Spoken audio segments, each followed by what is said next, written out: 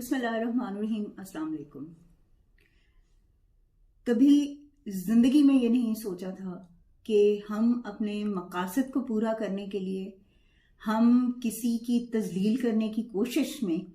और हम किसी को नीचा गिराने के लिए या हम उस शख्स को माइनस करने के लिए हम इस हद तक गिर जाएंगे कि हम अपनी बुनियादी इक़दार जो हैं, चाहे वो इस्लामिक इक़दार हों, चाहे वो हमारे पाकिस्तान के इक़दार हों, कि उनको भी जो है हम याद नहीं रखेंगे और हम भूल जाएंगे और हम मतलब घटियापन के उस पस्ती में धंसते चले जाएंगे कि जहां पर इंसान जो है वो ये भूल जाता है कि वो इंसान है और वो ये भूल जाता है कि वो किसी मुआशरे का हिस्सा है और वो ये भूल जाता है कि माँ बहन बेटियों की इज्जत क्या होती है। हम सुनते होते थे कि माँ बहनों और बेटियों की जो इज्जत है वो सांझी होती है, लेकिन यकीन कीजिए कि इस रजीम चेंज ऑपरेशन के बाद और जो है जितने ये पिछले जो 16 महीने और खुसूसन ये जो 8-9 महीने गुजरे हैं, इस चीज ने साबित की है कि हम शायद हमसे ज्यादा जो है वो घटिया जहनियत के लोग जो हैं वो कहीं और नहीं बसते। शायद इतना जुल्म, शायद इतनी बर्बरियत और शायद इतना घटियापन तो वहां पर कश्मीर में भी नहीं होता, शायद इतना घटियापन फलस्तीन में भी नहीं होता,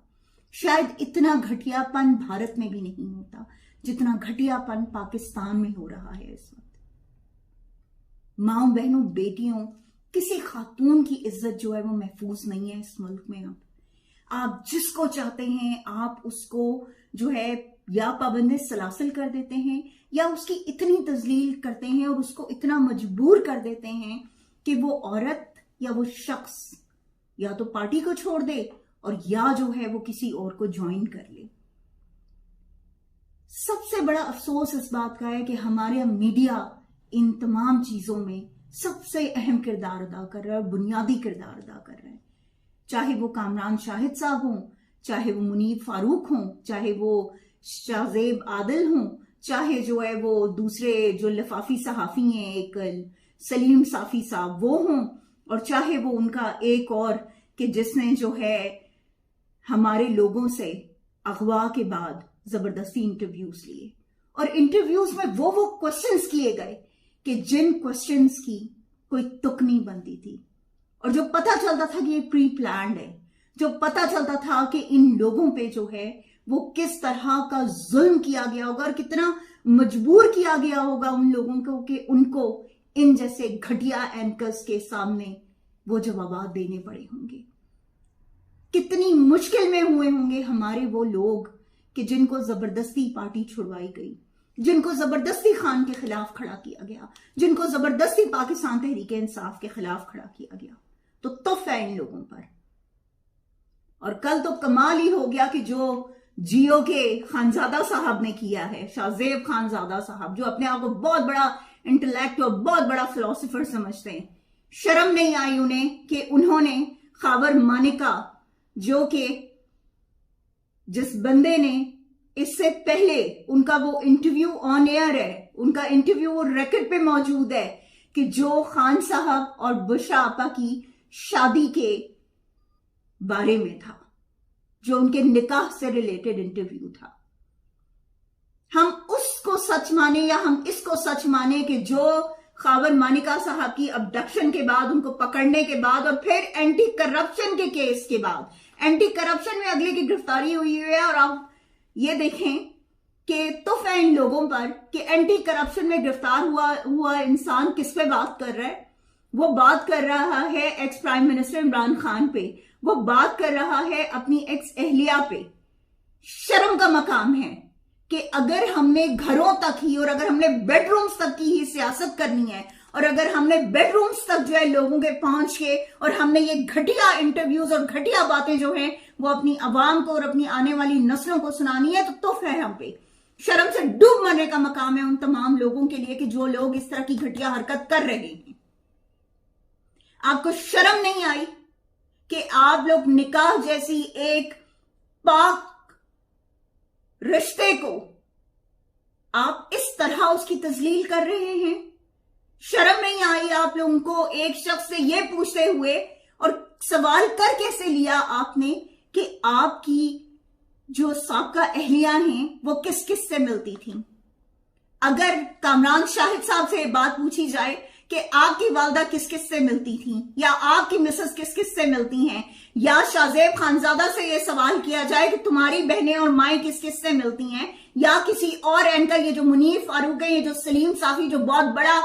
जो है मुसलमानों का ठेकेदार बना फिरता है, उससे अगर ये सवाल किया जाए कि तुम्हारी माँ बहनें किस किस से मिलती हैं और क्या क्या करती हैं, और अगर यही सवाल उस शख्स से किया जाए आदिल शाहजेब से, या शाहजेब आदिल जो भी नाम है उसका, अगर उससे किया जाए तो कैसा लगेगा उनको? शर्म नहीं आती है आप लोगों को? डूब के मर जाना चाहिए था आप लोगों की। आपकी गैरत कहां मर गई थी कि जिस वक्त आप लोग एक औरत के बारे में, एक ऐसी औरत के बारे में कि जिसका सियासत से कोई ताल्लुक नहीं है, एक ऐसी औरत के बारे में कि जिसने कभी सियासत में दखल अंदाजी नहीं की, एक ऐसी औरत के बारे में कि जिन्होंने सिर्फ और सिर्फ अपने शौहर, अपने घर पर तवज्जो दी और अपने घर को बेहतर बनाने की कोशिश की। क्या किसी से निकाह करना इतना बड़ा गुनाह है? क्या किसी से दूसरी शादी करना इतना बड़ा गुनाह है? यह हक तो इस्लाम औरत को देता है। आप कौन होते हैं ये बातें करने वाले और ये फैसले करने वाले, और आप कौन होते हैं कि किसी औरत की तजलील आप करें? आप क्या समझते हैं कि सब खामोश बैठ जाएंगे और कोई कुछ नहीं बोलेगा इस पे? ये लम्हा फिक्रिया है सबके लिए। ये बात याद रखिएगा कि अगर आज बुशरा आपा के बारे में ये तमाम बातें की जा रही है और ये सवाल उठाए जा रहे हैं, जो घटिया सवाल ये लोग कर रहे हैं, तो कोई औरत महफूज नहीं है। अगर आप इमरान खान को माइनस करने के लिए और इमरान खान को मजबूर करने के लिए इमरान खान की मिसेज या उनकी बहनों के साथ कोई ज्यादती करने की कोशिश करेंगे तो कोई खामोश नहीं रहेगा। ये बात याद रखिएगा। इमरान खान हमारे लिए लीडर थे, लीडर हैं और लीडर रहेंगे, और वही हमारे लीडर हैं। आप मारना चाहते हैं, आप मार दीजिए। आप फांसी लगाना चाहते हैं, लगा दीजिए। इससे ज्यादा आप लोग कुछ कर भी नहीं सकते,